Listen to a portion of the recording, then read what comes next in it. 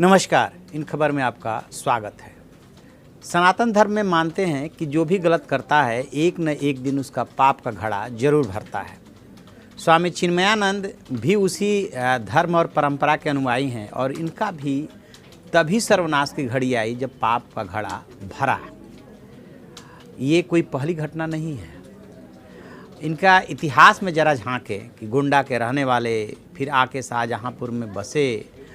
पहले तो गए थे पहाड़ों पे और उसके बाद 3 बार चुनाव लड़े और अटल बिहारी वाजपेयी सरकार में केंद्रीय राज्य मंत्री बने। वहाँ तक तो ठीक था। 99 के चुनाव में 2004 तक वो सरकार रही थी। उसके बाद से वो धीरे धीरे किनारे हो गए। अयोध्या आंदोलन से जुड़े रहे थे। वहीं से योगी आदित्यनाथ से उनकी नज़दीकी हुई थी। ये सब बातें अलग एपिसोड में हम बता चुके हैं, लेकिन इस एपिसोड में हम ये बताना चाहते हैं कि कहाँ से इनकी गलत लत पड़ी और वो इनको यहाँ तक ले आई। तो सबसे पहली जो घटना हुई थी वो 2001 की है।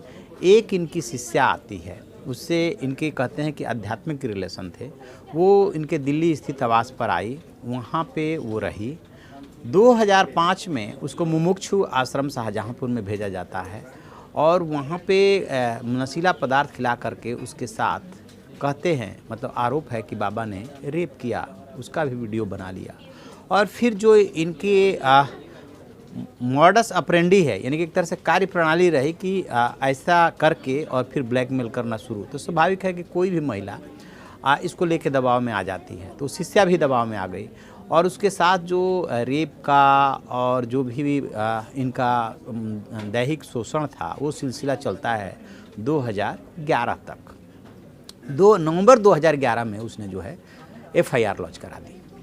तब ये मामला सुर्खियां बना। लेकिन बाबा का अपना रसूख है। स्वामी चिन्मयानंद कोई मामूली शख्सियत नहीं है। FIR हुई, शोर मचा, लेकिन हुआ कुछ नहीं। फिर ये भी बात आई कि शिष्या ने अपने आरोप वापस ले लिए। तरह तरह की बातें रूमर फैलाई गई। बहरहाल अब होते हवाते आ गया 2017। तो 2017 से पहले की कहानी ये टर्न लेती है कि इस दौरान उनकी ये शिष्या 2 बार गर्भवती भी हुई, प्रेग्नेंट हुई, और दोनों बार उसका गर्भपात कराया गया। और फिर आ जाता है 2017, मार्च 2017 में योगी आदित्यनाथ की सरकार बनती है। और फिर वो जो रेप का मामला दर्ज हुआ था उसमें क्या हुआ था कि ये मामला तो नीचे चल रहा था, लेकिन गिरफ्तारी के अगेंस्ट ये हाई कोर्ट से स्टे ले आए थे। अब अचानक क्या मोड़ आता है कि 2017 में जैसे ही योगी सरकार बनी, एक धारा है जिसके तहत सरकार को, राज्य सरकार को ये अधिकार प्राप्त है। धारा जो है 321 CRPC। उसमें राज्य सरकार जो भी अपराध होता है वो सरकार के अगेंस्ट होता है, ऐसा माना जाता है। तो सरकार ने उस अधिकार का प्रयोग करते हुए इनके खिलाफ जो FIR लॉन्च हुई थी उसको वापस लेने के लिए कार्रवाई शुरू हो जाती है। और फिर जो है 24 मई 2018 को इनका जो है CGM के यहाँ से जमानत वारंट जारी होता है और 12 जुलाई को पेश होने के लिए कहा जाता है। तो वो पूरा का पूरा प्रकरण अलग सा है कि किस तरह से DM को निर्देश आता है। ADM जो है लिखते हैं अभियोजन अधिकारी को कि इस आरोप को वापस लिया जाता है और ये पूरा प्रोसेस चल रहा होता है। लेकिन एक बात इसमें होता क्या है कि राज्य सरकार जब किसी मामले को वापस लेने का आदेश देती है तो वो एक तरफा और शून्य में नहीं होता है। कोई मोनोपोली नहीं है कि आपने आदेश दिया और वो वैसा हो गया। राजनीतिक मामलों में तो वैसा हो जाता है, लेकिन जहाँ पे रेप का आरोप हो वहाँ पे कोर्ट को भी अधिकार होता है कि पीड़िता को पहले सुने कि पीड़िता क्या कह रही है। ठीक यही चीज़ इनके मामले में हुआ।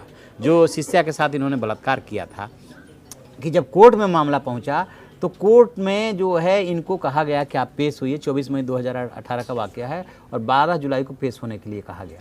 फिर होता है क्या है कि ये जो है CGM ने जैसे ही कहा कि ऐसे 5,000 का मुचलका भर के और पेश हुई है, तो ये चले गए हाई कोर्ट से ये फिर से स्टे ले आए।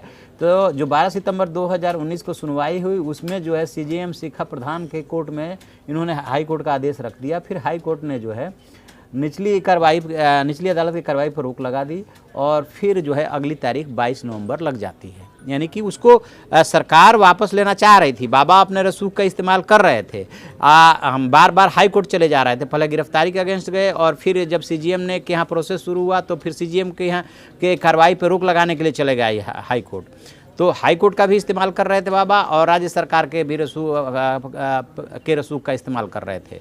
लेकिन इसी बीच में क्या हुआ कि ये घटनाक्रम पूरा जो है सामने आ गया, यानी कि अब ये दूसरी घटना, अभी तक शिष्या का ये मामला था और अब जो है छात्रा का ये मामला शुरू होता है कि छात्रा के साथ इनके एक साथ से संबंध थे। 1-1.5 साल जो भी था वो LLM इनके कॉलेज से, SS लॉ कॉलेज से कर रही थी।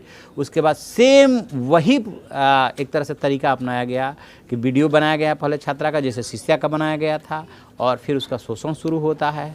फिर जो है एक दिन अचानक उसके दिमाग में ये बात आती है कि क्यों ना हम इनको जो है दबाएं। शिष्या जो है फिर अपने दोस्तों के साथ मिल करके, जैसा कि कहा जा रहा है, और फिर जो है इनसे रंगदारी मांगती है। तो 2 मामले इसमें बनते हैं, एक मामला बनता है बलात्कार का, दूसरा मामला बनता है ब्लैकमेलिंग का। दोनों मामले दर्ज होते हैं। मामला सुप्रीम कोर्ट, हाई कोर्ट होते हुए SIT गठित होती है और फिर राज्य सरकार की कोई नहीं चल पाती है, दाल नहीं गलती है और अल्टीमेटली बाबा सलाखों के पीछे पहुंच गए। किस मामले में? छात्रा से रेप के मामले में, जिस पे कि 376C लगाया गया। तो पाप का घड़ा भरना शुरू हुआ था शिष्या के यहाँ से। शिष्या ने श्राप दिया, उसके पति ने श्राप दिया कि किस तरह से ये जो स्वामी है ये अपने रसूख का इस्तेमाल कर रहे हैं। और राज्य सरकार क्या अंधी हो गई है, योगी सरकार अंधी हो गई है, जिसको दिखाई नहीं दे रहा है कि पीड़िता का पक्ष नहीं सुना जा रहा है और बलात्कार का केस वापस लेने के लिए आदेश दिया जा रहा है। मुजफ्फरनगर दंगे का केस आपने वापस लिया, वो बात समझ में आती है कि राजनीतिक मामले ये ऐसे होते हैं, लेकिन एक बलात्कार के मामले में बिना पीड़िता से सोचे बगैर,